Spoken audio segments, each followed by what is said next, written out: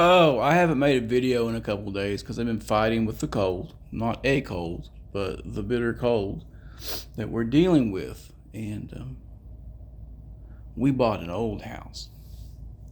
And it's really old. It was built in 1840. I love it.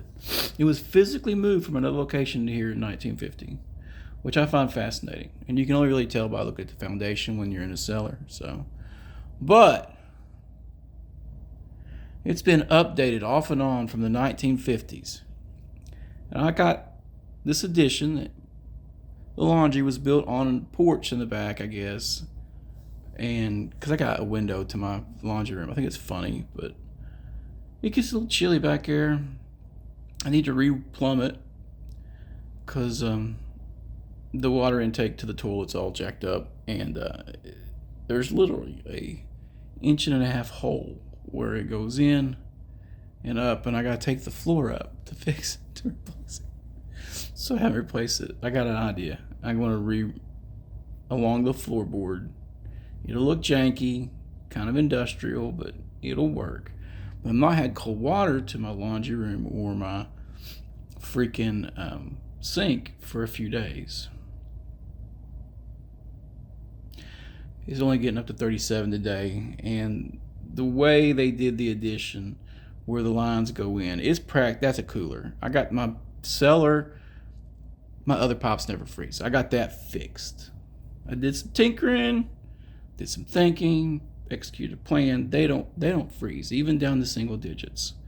But when it gets cold, that always freezes up, and it's underneath there's like a cooler. It just holds cold air. There's no way to vent heat in there properly.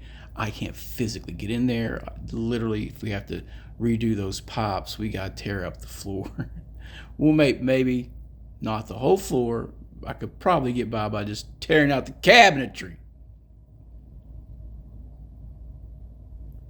Because I got in there today, took the wall off. Because I've done all the tricks I knew to thaw line without getting down in it, And wasn't doing it. It wasn't get warm enough today to thaw. So I was like, I'll just pull that panel off. I'll have to put new screws in because I use steel rivets. Oh my God. I use rivets and deck screws to fasten crap to the walls. But it was behind the appliances, so no big deal. No big deal. I get back here, I get all that off. I'm a little grumpy about pulling off this dryer vent thing. I'm like, that's not how I do it. I'd put it and pull it off. And I look down. Lo and behold, the water line, cold water line, because the hot water's running. Cold water line runs directly under the dryer vent. The metal lays on top of it. And 6 inches away is the outside where the little vent flap is. Oh my God! Oh, for fuck's sake. So I fixed it. Now I got to, and we're getting back in the teens and the single digits tomorrow. So I'm like, no major repairs. I fixed it. The water's running. Just keep the water running back here a little more than I'm comfortable with. But, water bill go up. Saves me from having to drag back here and tear all that crap off. Lucky it was Plex Pop, so it didn't bust. It's been bad. It's nothing to do with gaming off the top of my head. I'm just not been on doing any of these videos. I do run my games. I've been running quite a few. I'm running another open table. So I'm running open table games in the morning with people who are old gamers like me who aren't currently working or disabled or, 10 o'clock on Tuesday or Thursday, Wednesday mornings. Fuck it. Why not? So we've been open table and they're all playing bad dudes exploring the barrel maze. So Chaos Knight, Necromancers. That's going to be an interesting thing. So I got them doing a boggling thing right now. Since they're so douchey, they won't be able to go to town with their orc hirelings and stuff. I'm going to have them have an area they could clear out for a layer that's 2.5 miles from town. It's in the bog. No one's going to go really out there. Give them the option to make a boardwalk. This is one already there. Doing the Bashings of Boglins by Gillespie. I dug that up offline. I think it's by Gillespie. I'm not sure.